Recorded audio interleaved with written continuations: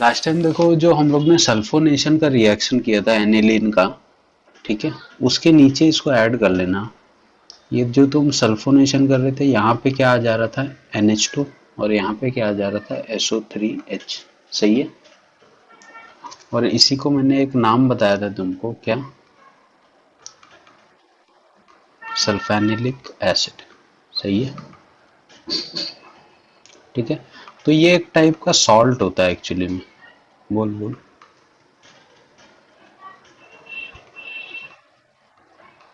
हम्म। अच्छा। Also known as, इसको हम लोग ना ज्वीटर आयन बोलते हैं। ये ध्यान में रखना, कभी कभी मल्टीपल चॉइस में पूछता है ज्वीटर आयन, या फिर इसको डाइपोलर आयन बोलते हैं। ठीक है। ज्वीटर आयन या फिर डाइपोलर आयन। डाइपोलर इसको इसलिए बोलते हैं, डाइपोलर समझते हो, जो डाइपोल बना सके। ठीक। हमको पता है यहाँ पे क्या होते हैं, इसके पास क्या है अपने पास, देखो लोन पेयर है। तो अगर मान लो इसने किसी को लोन पेयर डोनेट कर दिया, तो इसके ऊपर कौन सा चार्ज आएगा? NH2 plus. सही है। और अगर इस, ये दिख रहा है H है इसके पास, मतलब ये क्या है, एसिड है।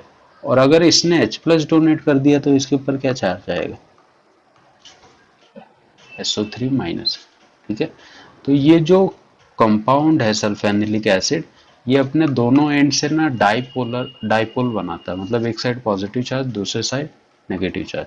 तो इसी वजह से हम लोग इसको डाइपोलर आयन या फिर ज्वीटर आयन बोलते हैं। ज्वीटर आयन तो इसका कॉमन नेम है, बट बहुत सारे रिएक्शन में या इसमें तो नहीं पूछता है, CT वगैरह में या फिर नीट वगैरह के एग्जाम में पूछता है ज्वीटर आयन। स्ट्रक्चर दे देगा, बोलेगा पहचानो कौन सा है। तो ऐसा होता है, तो तुम्हारे इन्फॉर्मेशन के लिए लिख लो इसको। ठीक है। NaNO2 और 2HCl के प्रेजेंस में ट्रीट करते हैं, तो एक बीच में कंपाउंड बनता है N2Cl plus NaCl plus 2H2। ये हम लोग पहले से देखते आ रहे हैं। सही है। ये बनता है, और इसी चीज को हम लोग क्या बोलते हैं, बेंजीन डायजोनियम क्लोराइड। ठीक है। बट सैंडमेयर रिएक्शन पता है यहाँ पे स्टॉप नहीं होता, आगे चलता है। राइट। जब भी इसमें तुम ये ऐड करते हो, मतलब मान लो अगर इसमें मैं HCl ऐड कर दूं, ठीक है, इन प्रेजेंस ऑफ CuCl, तो क्या होता है, ये जो हैलाइड है, ठीक है, मान लो यहाँ पे तुमने HBr ऐड किया होता, तो ये H किसके साथ चला जाता है? Cl के साथ। सही है। N2 बाहर चला जाता है अपने स्टेबल फॉर्म में, और हमको एक एराइल हैलाइड का फॉर्मेशन मिलता है। देखा है ये रिएक्शन हमने पहले भी। ठीक है। ये तो इसका इंटरमीडिएट होता है, देखो नाइट्रोजन यहाँ पे मल्टीपल बॉन्डिंग पे तो अनस्टेबल होता है, पर डायजोनियम सॉल्ट बनता है, ऐसा कुछ नहीं है।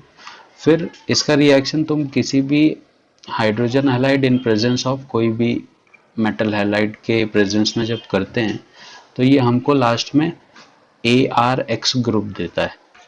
ARX पता है ना, एरोमेटिक हैलाइड। सही है। तो वही देखना अपने को, नोट्स बना लो इस चैप्टर में, इसका भी थोड़ा सा इंट्रोडक्शन है, कंपाउंड कंटेनिंग नाइट्रोजन है तो थोड़ा रहेगा ही, तो ऐसे टॉपिक करके डाल लो चाहिए तो। Preparation of diazonium salt. ठीक है। फिर वही चीज़ें जो हमने पढ़ी हुई हैं ऑलरेडी, यहाँ से चलेगा। ठीक है।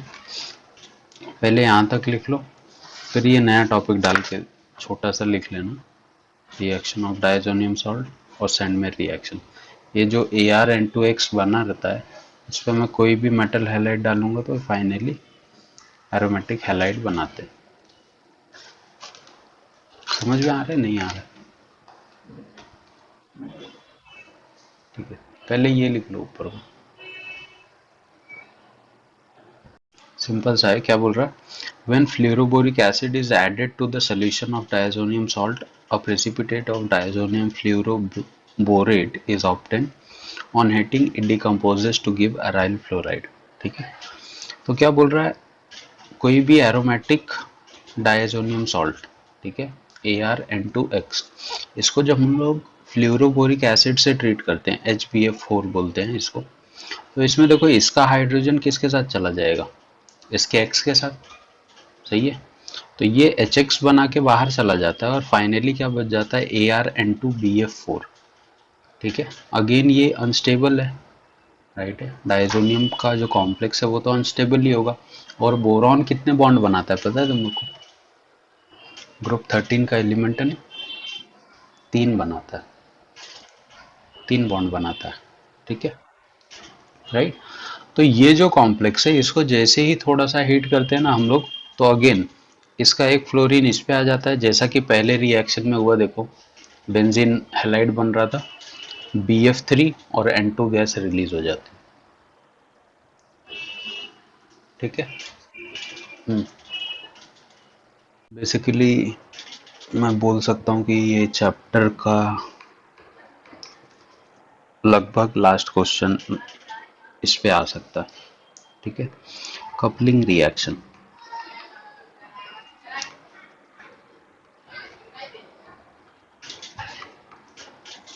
ठीक है। कपलिंग रिएक्शन में होता क्या, देखो जो अभी तक हम लोग डायजोनियम सॉल्ट लेके चल रहे थे, अगर डायजोनियम सॉल्ट का रिएक्शन मैं किसी ऐसे ग्रुप से करवा दूं जिसके पास OH हो या NH2 हो, राइट, तो ये लोग कौन कौन सी पोजीशन को एक्टिवेट कर देते हैं, ऑर्थो और पैरा, सही है, राइट। तो ये स्ट्रक्चर क्या करता है मालूम है, अब इसको अपना क्लोरीन लूज करना है, सही है। और अगर ये क्लोरीन लूज करेगा तो इस क्लोरीन को निकालने के लिए इस स्ट्रक्चर से मेरे को क्या चाहिए, हाइड्रोजन, ठीक है। तो HCl तो बनेगा, बट ये H निकलेगा कहाँ से, दिक्कत वो है, क्या लगता है, जो एक्टिवेटेड पोजीशन है वहीं से तो निकलेगा, क्योंकि वहां पे इलेक्ट्रॉन की एक्सेस है, सही है। अब ऑर्थो या पैरा, तुम लोग क्या डिसाइड करोगे, ऑर्थो पे लगाऊं या पैरा पे, पैरा पे, नहीं ऑर्थो पे क्यों, अगर मान ले यहाँ से हाइड्रोजन निकल गया और ये N2 यहाँ से जुड़ गया ऐसे, तो ये भी इलेक्ट्रोनेगेटिव और ये भी इलेक्ट्रोनेगेटिव और स्टेरिक क्राउडिंग है ही अपने पास, ठीक है, तो रिपल्शन होने लगेगा। तो फाइनली क्या होता है पता है, ये स्ट्रक्चर जो हम लोग ने N2 बनाया है, ठीक है, N2 मतलब क्या, ये स्ट्रक्चर हमको ऐसे दिखता है पता है, N ट्रिपल बॉन्ड NCl, ये डायजोनियम क्लोराइड का एक्चुअल स्ट्रक्चर है। और जैसे ही यहाँ पे Cl निकलेगा, इसका एक बॉन्ड क्या हो गया, खाली हो गया, ठीक है। तो N ट्रिपल बॉन्ड N दूसरे बेंजीन से ऐसे पैरा पोजीशन से जुड़ जाएगा, समझ में आया, बोलो।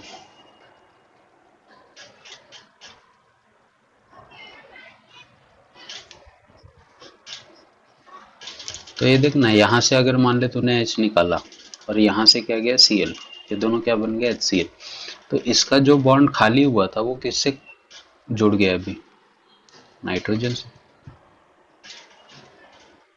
सही है ना।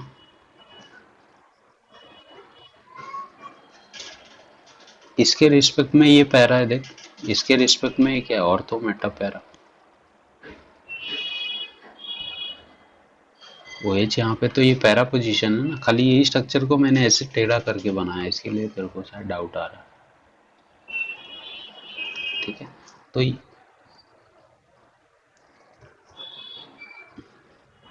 नहीं, ऑर्थो से अगर निकलेगा, अगर मान ले ऑर्थो पे ये ज्वाइन होगा नाइट्रोजन, तो ये बाजू में ऑक्सीजन और नाइट्रोजन दोनों इलेक्ट्रोनेगेटिव है ना, और हमने पढ़ा हुआ है अपोजिट चार्ज नजदीक होने चाहिए, सेम चार्जेस क्या करते हैं, रिपल करेंगे। तो इसी वजह से ये पैरा पोजीशन से ऐसे जुड़ जाता है, ठीक है। और स्टेबिलिटी गेन करने के लिए ना तुम इसको ऐसे भी बना सकते हो, देखो benzene N double bond N, फिर यहाँ पे ऐसे OH, ठीक है। सोल्यूशन से क्या करते हैं मालूम है, लोन पेयर वगैरह गेन कर लेंगे। सोल्यूशन से ये क्या करेंगे, मतलब ट्रिपल बॉन्ड इनका तुम डबल बॉन्ड के फॉर्मेशन में भी कर सकते हो, ठीक है। हाँ,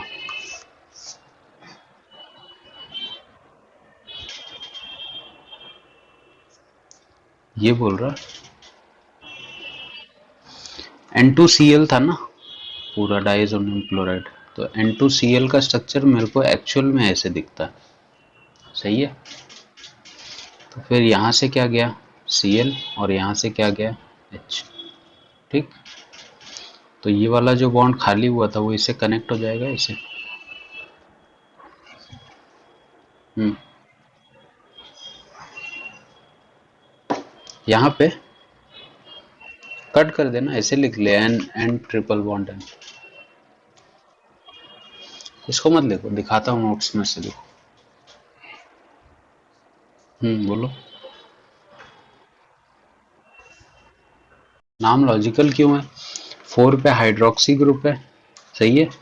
डाइवर्ड जो है वो एजो के लिए भी है और बेंजीन के लिए भी है, क्योंकि 2 बेंजीन भी है मेरे पास और डाइएजो ग्रुप भी है। समझा? क्लियर है सबको नाम कैसे लिखा मैंने? ऑर्थो मेटा पैरा के फॉर्म में लिखना है तो खाली ये पी की जगह पे क्या, 4 की जगह पे हमको क्या करना पड़ेगा, पी करना पड़ेगा, पी हाइड्रोक्सी, ठीक। तो अगर तुमको कहीं पे ऐसे रिएक्शंस दिखते हैं, मान लो यहाँ पे मैं लिख दूं N2Cl प्लस यहाँ पे मैं लिख दूं NH2, तो इसका तुम लोग क्या प्रोडक्ट बनाओगे? HCl बाहर चला जाएगा, सही है। और इसका ये ग्रुप N2 से कपल हो जाएगा, कौन से पोजीशन पे आएगा ये NH2, पैरा पे,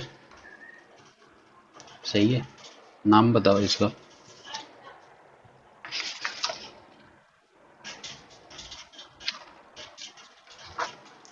4 अमाइनो डायजोनियम बेंजीन, ठीक है। इस ओवरऑल इसी में दोनों कवर हो जा रहे हैं ना, बेंजीन पेरेंट चेन भी हो जा रही है, डाई अजो का ग्रुप भी आ जा रहा है, तो ऐसे लिखना ज़्यादा प्रेफरेबल रहेगा,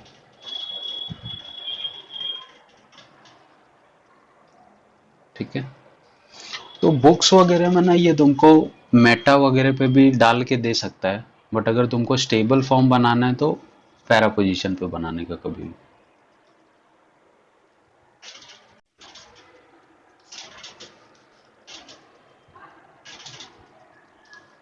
डायजोनियम का ये एक्चुअली लास्ट रिएक्शन है इस चैप्टर का, और एक दो बचे हुए मैं बता देता हूँ, बट वो नाइट्रोजन के हैं, नाइट्रो ग्रुप के।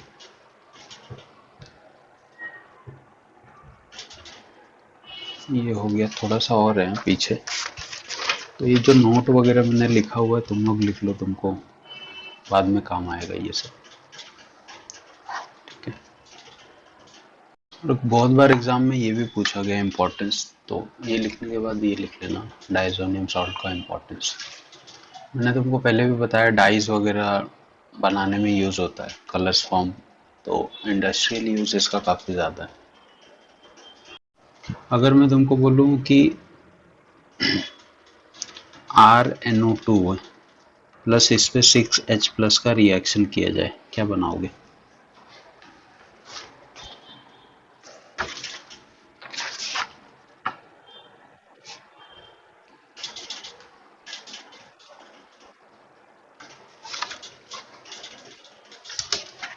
ठीक है, 2 ऑक्सीजन है तो कितने हाइड्रोजन लेके जाएंगे? 4। तो क्या बन गया 2H2O प्लस यहाँ पे क्या बनेगा Rn, और 2 हाइड्रोजन बचे हैं, सही है, राइट। इस प्रोसेस को मैं क्या बोलूंगा, मेरे पास नाइट्रो एल्केन था, मैंने उसका क्या किया कि मेरे को अमाइन मिल गया, रिडक्शन, सही है। समझा ये सबको? ये देखो, इसको लिख, नेसेंट हाइड्रोजन, हम लोग नेसेंट हाइड्रोजन यूज नहीं करते हैं, हम लोग इस रिएक्शन में ना डालते H2 गैस ही है, बट ये एक्सपेरिमेंट को एक्सप्लेन करने का एक तरीका होता है कि हाइड्रोजन के 6 एटम्स है मेरे पास, ठीक है।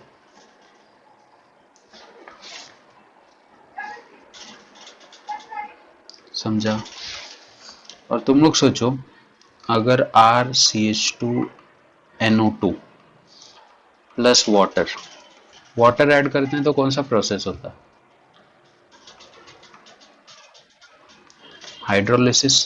क्या प्रोडक्ट बनाओगे इसका बताओ?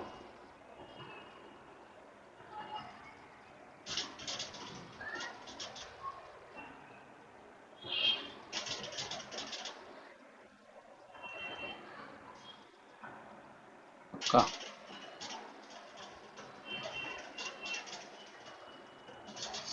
ये कैसे ब्रेक होगा? H और OH में। सही है।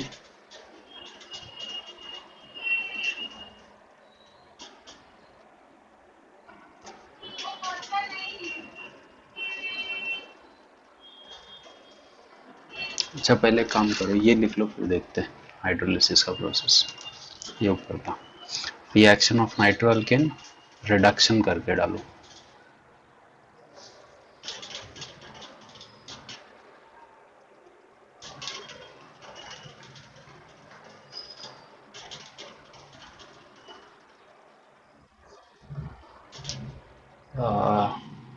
नीचे एक टॉपिक डाल के लिख लो, ये सब छोटे मोटे रिएक्शंस है जो अपने छूट रहे थे।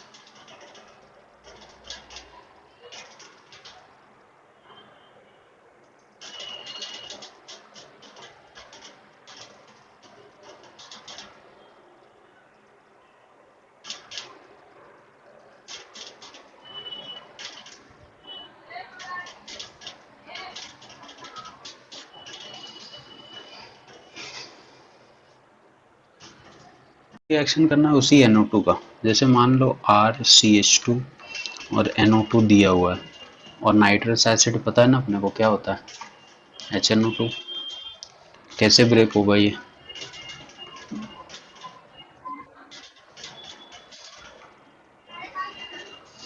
NO और OH ऐसे भी एक ब्रेकिंग बताया था, इसको कौन सा ग्रुप बोलते हैं हम लोग?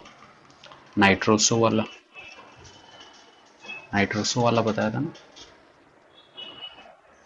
ठीक है, तो अब ये तो NO2 है, तो इस OH को क्या चाहिए?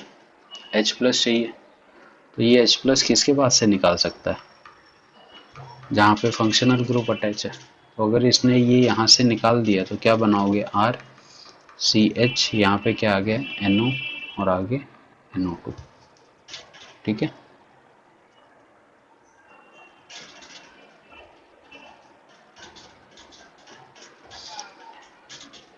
ये समझा।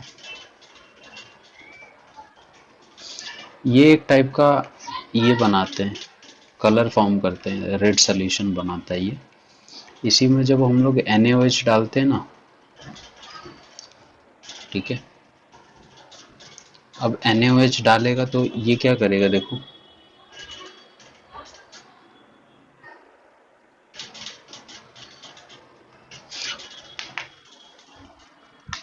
देखो क्या बना था अपने पास, R बना था C, इसके ऊपर H था, डबल बॉन्ड N, यहाँ पे NO आ गया था। सही है। ये NO2 का स्ट्रक्चर पता है, ऐसे दिखता है अपने को। NO2 का यहाँ पे सिंगल बॉन्ड है। सही है। अगर ये O माइनस ऊपर होता और डबल बॉन्ड यहाँ पे हम लोग डाल सकते हैं, क्योंकि रेजोनेंस करके ये ऐसे बना सकता है।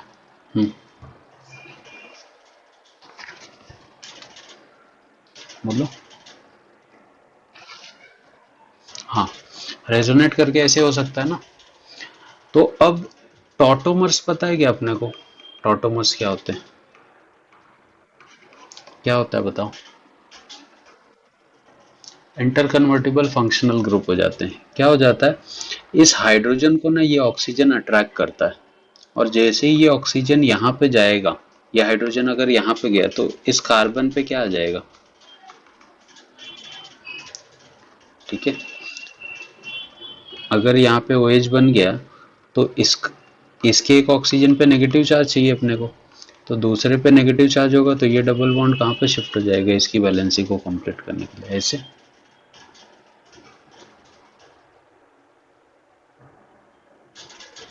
सही है ना? या वापस देखो तुमको समझ में आएगा। आर सी, यहाँ पे H था, यहाँ पे क्या था NO, आगे क्या था N। मान लो इसी पे हम लोग डबल बॉन्ड रखते हैं और इस पे माइनस रखते हैं। मैंने क्या बोला, टॉटोमेरिक फॉर्म में क्या होगा, ये हाइड्रोजन चला जाएगा इस ऑक्सीजन के पास और ये डबल बॉन्ड शिफ्ट हो जाएगा अंदर। तो क्या बन जाएगा, R C double bond N, यहाँ पे OH, यहाँ पे O माइनस और यहाँ पे N। सही है?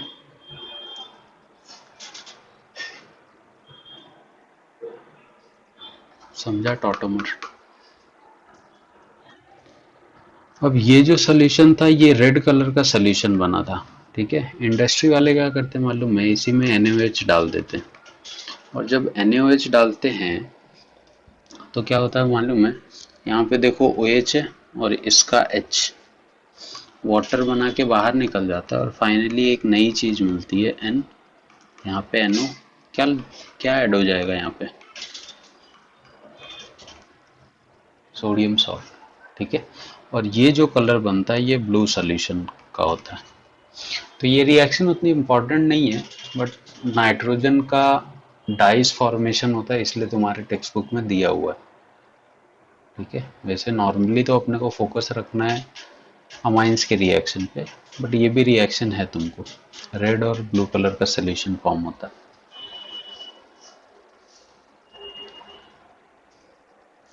हम्म।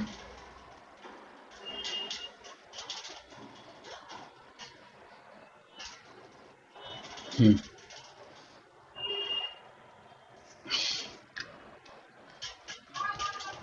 क्या लिखा है, primary secondary nitroalkane reacts with nitrous acid differently while tertiary nitroalkane do not reacts. ठीक है, टर्शियरी अमाइन लिखना चाहिए था, tertiary amine do not reacts with, amine नहीं, नाइट्रो नाइट्रो।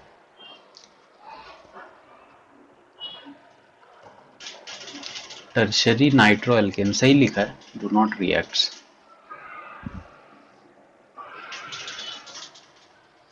लिख लो इसको, या फिर जैसे मैंने बनाया तुमको एक ही स्टेप में लिखना है तो ऐसे भी लिख सकते हो तुम लोग, ज़्यादा इजी पड़ेगा ऐसे। ऐसे रिएक्शन लिखो और नीचे नोट लिख देना कि primary gives red and blue colour, secondary सिर्फ क्या देगा, रेड कलर देगा, और टर्शरी ये रिएक्शन को प्रोसीड नहीं करेगा। तो एक काम करो, ये टॉपिक डाल लो, ठीक है, और रिएक्शन ये वाला लिखो, ये वाला मत लिखो, और लास्ट में नोट बना के अपने हिसाब से उसको लिख लो। ठीक है, वो लिखा दूंगा मैं, नाइट्रो का कंडेंसेशन है विथ एल्डिहाइड एंड कीटोन। ठीक है, देखो ध्यान से क्या बनता है। अगर मान लो अपने पास कोई एल्डिहाइड ग्रुप है और उस पे अगर मैंने RNO2 का रिएक्शन कर दिया तो क्या होगा? ठीक है, अगर मान लो यहाँ पे CH3 ले लें, यहाँ पे CH डबल बॉन्ड हो और यहाँ पे CH3NO2 ले लो, तो नाइट्रोजन के पास तो अल्फा हाइड्रोजन है ही नहीं।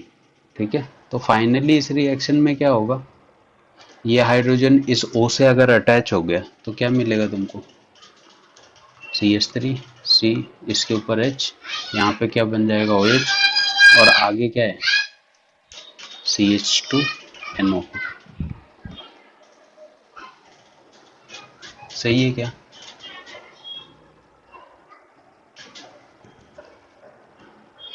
ये क्लियर हुआ पहला स्टेप सबको?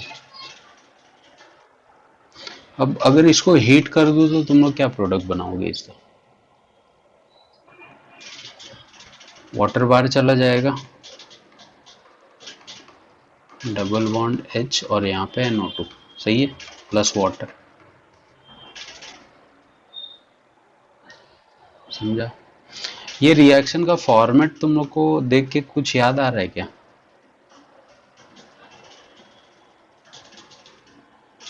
एल्डोल कंडेंसेशन, एल्डोल कंडेंसेशन किसी ने तो बोला, ठीक है, दिख रहा है? उसमें भी ऐसे ही हो रहा था ना, हम लोग एल्डिहाइड ग्रुप को क्या लिख रहे थे, कंडेंस्ड कर दे रहे थे, बट वहां पे डिफरेंट क्या था कि दोनों सेम एल्डिहाइड थे, और यहाँ पे मैं एक एल्डिहाइड ले रहा हूँ, एक नाइट्रो, तो वापस यही बन रहा है, वापस हीट करने के बाद डबल बॉन्ड का फॉर्मेशन हो जा रहा है, तो इसको हम लोग नाइट्रो कंडेंसेशन बोलते हैं एक्चुअली में। तो फॉर्मेट वही है, खाली रिएजेंट थोड़ा सा चेंज हो रहा है।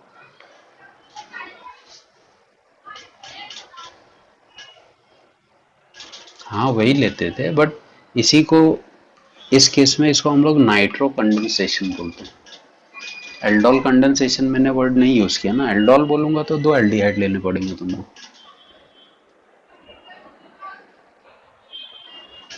ठीक है।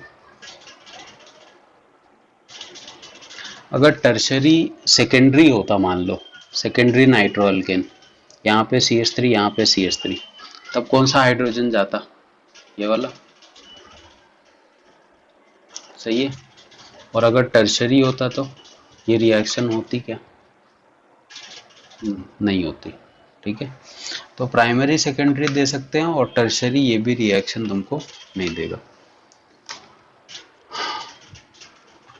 ये लिख लो।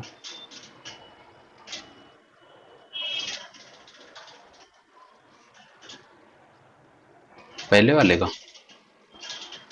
इसका बोल रहा है ना।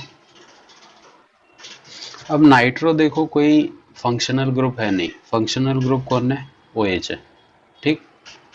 तो इसकी तरफ से काउंटिंग चालू होगी, 1 2 3, 3 पे नाइट्रो, और अगर यहाँ पे प्रोपेन रहा तो प्रोपेन टू ऑल,